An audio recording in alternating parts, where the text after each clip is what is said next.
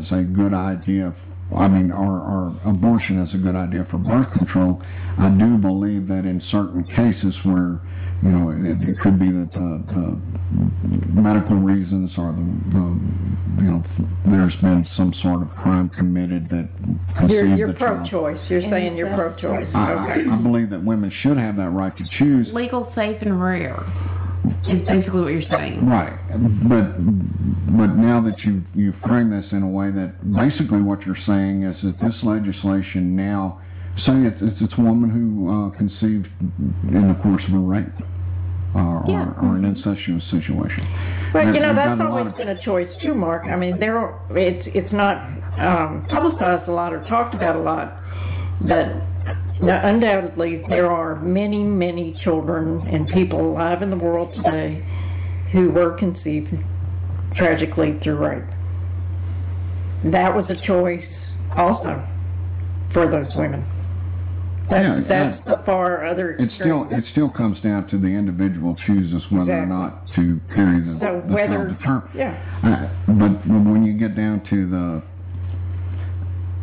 the procedure at this point is now legislatively they've created a situation where without your agreement you have to do this, and based on what Mary you described is basically you're going to be violated against. Yeah, it's very uncomfortable. It is a medical procedure, and normally we have the right to refuse medical treatment of any kind.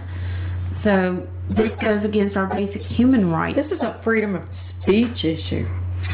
There's a couple things. One thing, they tried to frame it as being minimally intrusive, which couldn't be further from the truth. I know. For them to pass it the way that they did, they didn't go into the aspects of how intrusive it truly is and how uncomfortable it truly is, just for starters. Then it was emotionally intrusive on top of that.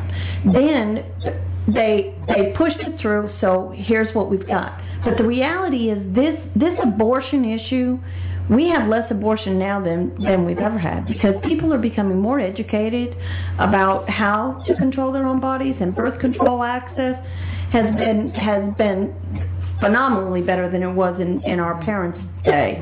Okay, but where we can have the discussion about abortion, but that's really a very, very, very small component of what we're really looking at here and what this organization is trying to bring a focus on. The abortion issue is a very strong emotional issue, and it renders a lot of pushback, obviously, and so they would like the focus to be on that. And I'm here to say that really what this group of women that came together is trying to really focus on is more us having a say over our own choices, having birth control access, educating our young women, having the issue be more focused around the economic issues of women being able to control the size of their families and having continuing the progress that we've made moving forward. And that's kind of hard. That's kind of hard with the way the state has been going. They're going toward abstinence education, where you're taught that the only thing you should do is not have sex, which we know these teenagers, that's not happening. Teenagers? Teenagers, it's not young just adults. Teenagers. It's absolutely not just teenagers. And they act like they're not married. These people that need access to this, they think that it's all teenagers going out and having wild, crazy sex with anybody and everybody. It's not just teenagers. Yeah, there's a lot of married that they can't do it. They can't do it medically. There's something wrong or financially, and adoption's just not an option for them.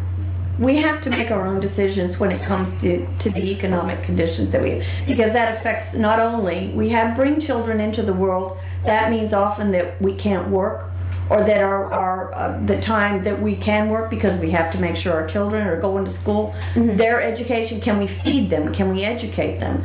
Can we give them the type of life that we all hope that we can give to children when we bring them into this world? And it's not really just a women's issue. This is a family issue. It's a family issue. I have a friend that lives in Colorado Springs that I spoke to yesterday, and I grew up with her, and we went to Catholic school together.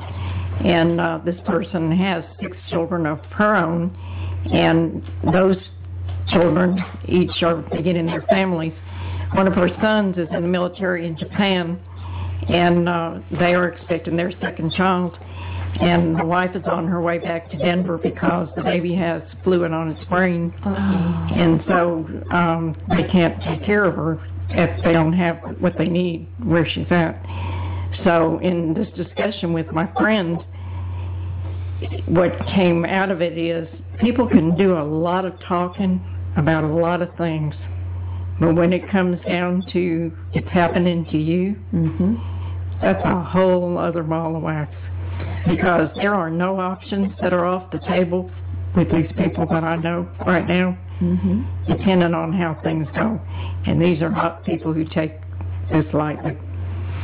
There was a senator that had a personal situation. I wish I knew the specific details a little better, but it was either his wife or his daughter that had a fetus that was it wasn't going to survive.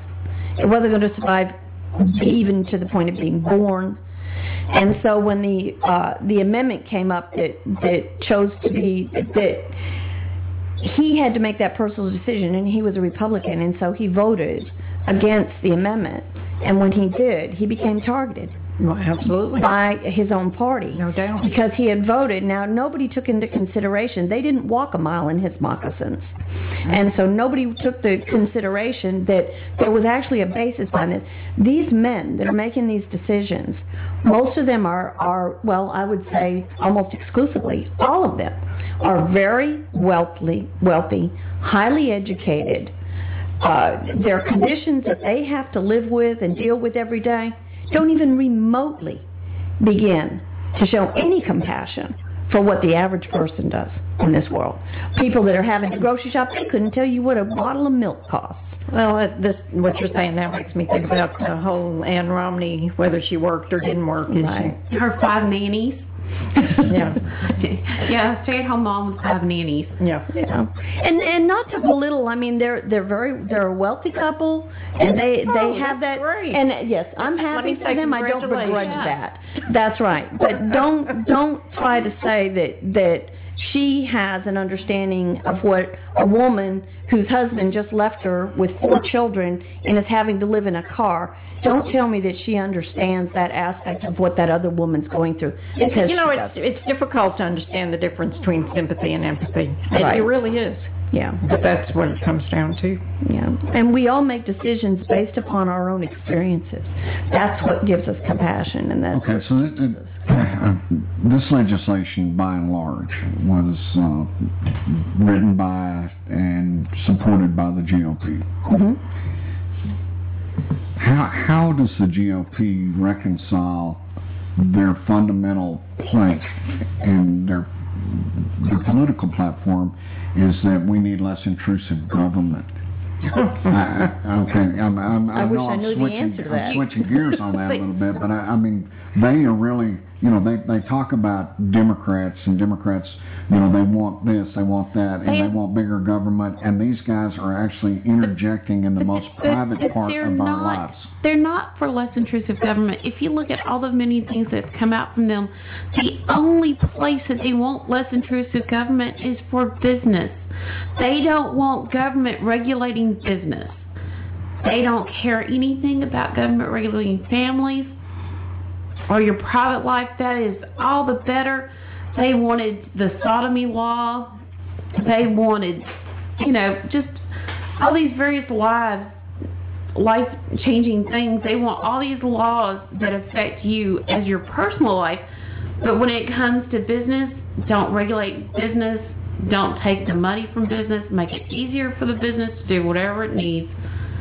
Okay, but now you're talking about focused on business. Yeah. But when we look at legislation that seems to be focused on individuals, ideology. Yeah, That's what it is. It's an ideology. it is. The business aspect of it, they're wanting to protect their own interests. Again, we go back to who is it that's making these laws? Who is it that's injecting these laws? They're wealthy for the most part. They're businessmen. Mm-hmm. Okay, they have a certain tax rate that they're privy to that the majority of us aren't, because we're just simply not up in that bracket, and we can't afford to hire the CPAs and the attorneys and all that it takes to keep more money. So these are the people that are dictating to the rest of us. And while they're dictating their own protection of their own financial interests, they're also attempting to dictate an ideology on us. And they're trying to convince people that they're looking out for them because it's smaller governments. And, you know, and it's just not the case. I mean, unless you want to say that, like in Texas, where we've given out all the different agencies to different businesses to run. I mean, is that smaller government? Privatization issue? Privatization is, well, yeah. And you guys are fixing to go all over the map here. Oh, yeah. And I, and we can get to that, because I really do want to talk about the things that we should be concerned about going into the polls this time and how we make our choices. Mm-hmm. But I'm really not through with this other issue. Yeah, they're just not looking out for us. Because when we talk about the rally you guys had and the focus on the war on women. Mm-hmm. Okay. Mm-hmm. Are there other issues outside of that? Because, I mean, while this is a significant shot across the rights of women, Actually, you're talking about the sonogram bill? Yeah, I'm talking about, but really it's more the rights of family. That's right. I'm a union woman. I work on the docks, okay, which is pretty untypical, although we have more women now than we ever have. But from my perspective, this is how I view this, and this is how I came into this fight. Being a union woman, I believe we've got union issues, and Wisconsin brought that straight home. And that's what woke up a lot of people. These voter disenfranchisement, the union issues, the women's issues, the education issues, the privatization, because that's what is happening there, is the attempt at privatizing all these different aspects of our lives. Okay? More of the capitalist reach. So all of these issues all sleep together, and beautifully, I mean, they're all the same issues. They're human issues. They're human rights issues. So for our focus, we're just trying to bring everybody together. And every one of these issues, no matter what it is, it all involves women. It all involves the family. So all of these issues are a function of we're having to push back against the same enemy, so to speak. We have a common enemy here. That all this legislation is coming from the same general area. The same GOP legislation across the board. The GOP held... And currently in the state of Texas, that legislation, if it hits the table in the House, it's a done deal. That's right. They can rail it through. Just don't even have to have much debate, because they've got a supermajority in the House. They also have a majority in the Senate, not a supermajority. They do have to, and from what I understand, they've got a little bit different rules of partisanship in the Senate, and so there is a little more debate. Although it seems that the GOP agenda stands strongly in the state of Texas, and we saw at the rally, and we've got some pictures posted up on our Facebook page. I'm sure you guys have a website out there. And what I noticed is the diversity in the crowd. Yes, and that's what's so pleasing. And yes, we do have a website. It's www.wowtex.org. That's our website. That's www.wowtex.org. That is correct.